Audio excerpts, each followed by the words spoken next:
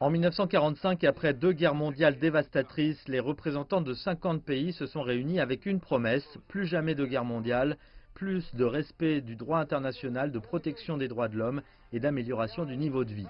75 ans plus tard, nous avons évité une nouvelle guerre mondiale, mais un fléau microscopique ravage aujourd'hui les nations, qui fait des victimes et dévaste les économies. À l'occasion de la Journée des Nations Unies, je renforce mon appel en faveur d'un cessez-le-feu mondial afin que nous puissions consacrer toutes nos énergies à la lutte contre le Covid-19.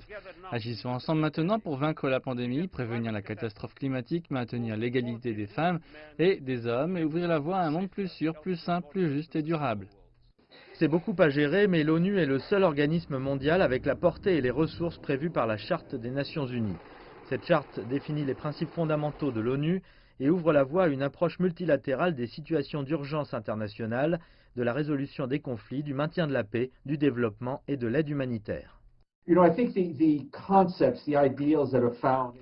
Je pense que les concepts, les idéaux que l'on retrouve dans ce petit livre bleu jettent les bases du système multilatéral que nous avons aujourd'hui. De toute évidence, en 1945, l'ONU a été créée davantage comme un atelier de discussion en tant qu'organisation qui était la norme. Mais vous savez que le maintien de la paix n'est mentionné nulle part dans la charte de l'ONU, il a été inventé.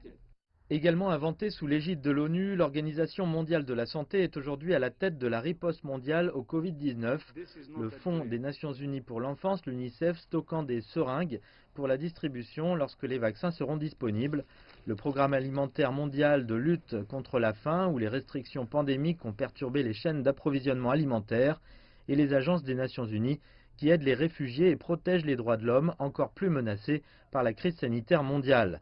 Les désaccords au sein du bras le plus puissant de l'ONU, le Conseil de sécurité, ont un coût élevé.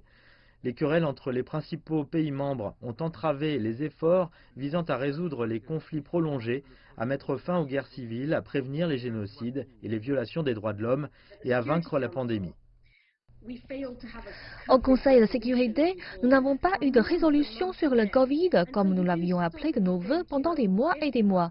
Et donc vous vous arrêtez et vous pensez que vous savez si à ce moment énorme où le monde entier est impliqué dans ce virus potentiellement catastrophique, le Conseil de sécurité ne peut pas s'entendre sur une déclaration et l'adopter. Vous devez vraiment penser si cet organe est devenu si politisé qu'il est inutile sur les grandes questions. Alors que l'ONU fête ses 75 ans, le coronavirus teste le système multilatéral comme jamais auparavant. Et les observateurs de l'ONU disent à quel point ces nations sont unies pour affronter la pandémie d'aujourd'hui, pourrait façonner la façon dont nous nous attaquons à des questions plus importantes comme le changement climatique demain.